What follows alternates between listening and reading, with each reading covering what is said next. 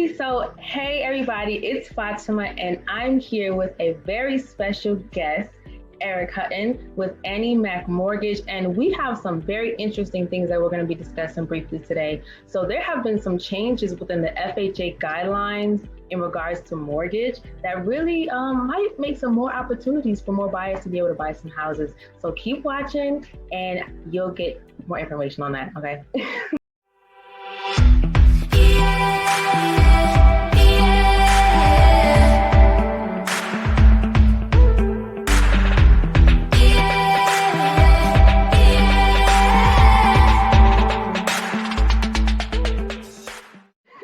No worries. Thank you for the introduction and thank you for having me. So Eric, tell me, what are some of these changes with the FHA guidelines and how can it help more buyers be able to get approved for more money? So the big change with FHA recently is how they calculate student loan debt. In the past, conventional financing and some other programs have looked at student loans a little bit differently than FHA financing. Mm-hmm. So many, first-time home buyers especially today, unfortunately have a large amount of student loan debt that they're carrying with them as well.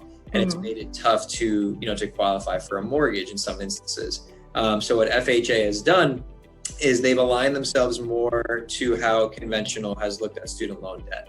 And an example for that would be, let's say you have somebody and they went to college and they have student loans that they're not paying on, they're deferred, right? So they're not actually making a payment on it, but they still have that debt on the credit report.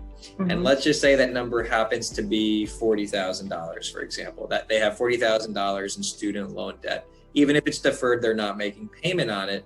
In the past, what we had to do is take 1% of the deferred student loan balance. So if they had $40,000 in student loans, we took 1% of that, which equals $400. And that then became a monthly liability or expense that was calculated into what's called their debt to income ratio, right? So to take it a step further, in the mortgage world, we calculate what's called a debt to income ratio. We take a look at your income and your liabilities. So now if we're adding in a $400 a month liability for your student loans, it's going to, reduce your potential, qualification, right? Right.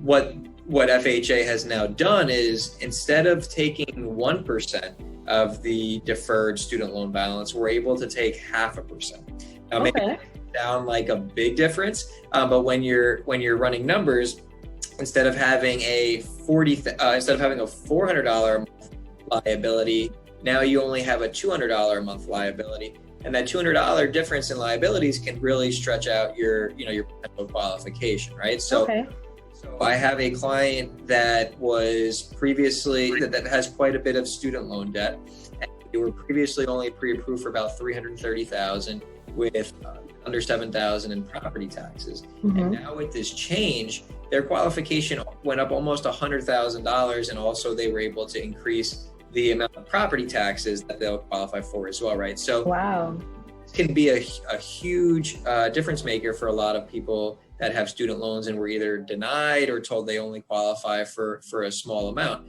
It really opened the doors for them. And then also the other change is that if you don't have your student loans in deferred status, if you have like a income driven repayment plan, for example, let's say you have $50,000 in student loans this time.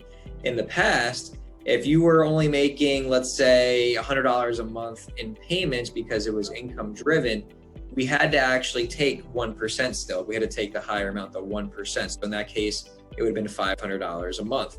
But is aligning that if you are on a payment plan that we can show proof of, we can actually go off of that lower amount. So if you're on a payment plan and you have 50,000 student loans, but you're only paying $100 a month, we could actually use that $100 a month as the liability, as opposed to it used to being $500, right? So it's a big difference in ability, and again, how much somebody will potentially, qualify for. I'm glad you answered that, because that was actually going to be one of my questions. Like, does it matter if it's only in deferred or not? Or so if they're just making regular payments, are there any changes to people who are just making regular payments on their student loans? It just really depends on how much the payment is, right? If it is much low, let's just say hypothetically somebody has a $40,000 student loan balance and they're paying $500 a month. Agreement, that is what's going to be used for calculation for qualifying purposes. But if they are again deferred, which a lot of people are, especially now with COVID, we can go off of that 0.5%, or if they are making payments but it's at a reduced level because it's income driven, we can go off of that lower amount now. So if somebody has, let's say somebody's making great income and they're paying as much as they want on their student loan to try to pay it off as quickly as possible, and that that number happens to be $500 a month, and it's more than 0.5% or whatever the case may be, they will use that amount. But in most cases, people that are paying that are making that type of payment on their student loan don't have as big of a challenge qualifying, right? So this is really going to be helpful for those people that are just maybe a few years out of school and haven't gotten to the level income wise that they necessarily want to be at yet, and reduce their debt levels to be able to now, instead of trying to find a $250,000 house that doesn't really exist right now, they can go find a $350,000 or $400,000 house now potentially. Exactly, and that is such a huge difference, and it allows so much more buying opportunity for so many more home buyers. And I'm sure, have you seen an increase in buyers coming into your office?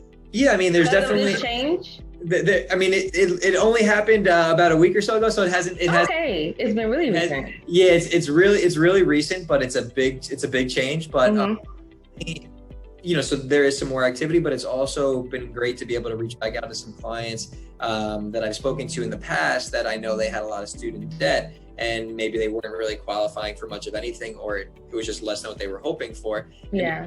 Some of these people now and say, hey, guess what? There's some great news. Your situation is probably going to really change now. So, it allows more people to get back into the game. Awesome. So listen, if you are out there and you were having issues with your pre-approval before, or you had a lower pre-approval amount because of student loans or because of other things that were going on with your application, make sure you reach out to your mortgage lender and see if, because of some of these recent changes, that might give you some hope to increase your pre-approval amount. All right. And Eric Hutton, thank you so much again with AnnieMac Mortgage. I will make sure to put his information in the description below. If you have any questions or you happen to be in New Jersey, reach out to him and he'll be happy to help you. Or if you're in any of the other 50 states, he knows plenty of people everywhere, right? You know them all over. Yep, we can help you. We can help you almost anywhere.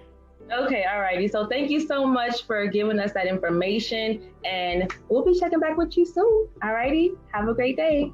Take care.